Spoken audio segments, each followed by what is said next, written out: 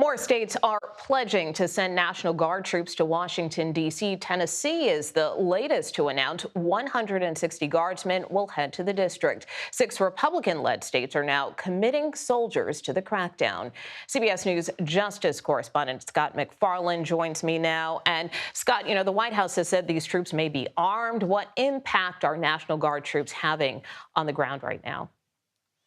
At this moment in time, the Guard members are not carrying their firearms. If you see them outside, as we have all day today, they have the zip ties publicly displayed, but not any firearms. And they're not making arrests right now, which begs the question, what to do with all the reinforcements that are coming? You mentioned there are 6 states. A CBS News review of the numbers of those deployed shows there are nearly going to be 2,000 Guard troops as part of this effort, in addition to the federalized police department and the federal agents who've joined in street patrols and street posts. It's an awful lot of military in a very compact area without a clear arrest mission or function that is directly leading to arrests. Those are the 6 states that have joined the District of Columbia.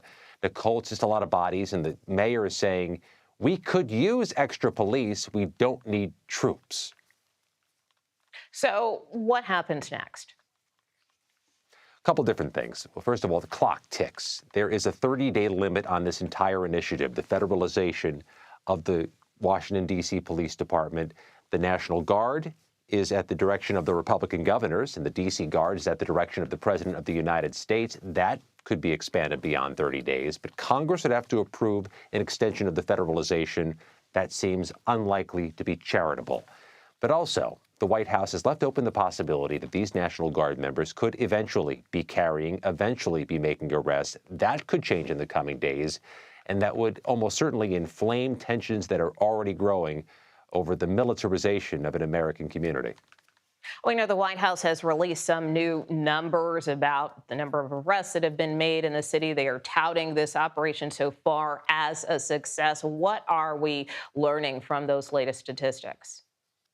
The data on arrests that have been released publicly by the White House and by the Trump administration seem symmetrical with a traditional tonnage of arrests you get in a major American city, including Washington, D.C., before this emergency takeover. Where are the arrests coming? Well, they're spread out throughout the community, all different quadrants of Washington, D.C. There's criticism that there's not visible deployment of troops, the National Guard troops, and not visible deployment of federal agents in some of the neighborhoods where crime has been more pernicious. The northeast and southeast parts of Washington, D.C. have a history of crime spikes, and though those data show a 48% non-immigration arrest rate in wards 7 and 8 in the southeast and northeast corners of Washington, people who live there, speaking with CBS News, with whom we've spent time, say they're not seeing the federal deployment there, leaving open the possibility, Nicole, the White House is counting the traditional arrests the D.C. police make each day in those neighborhoods as part of this federal effort. All right, Scott MacFarlane, we know you've been on top of this story from start to finish, so we thank you so much for joining us.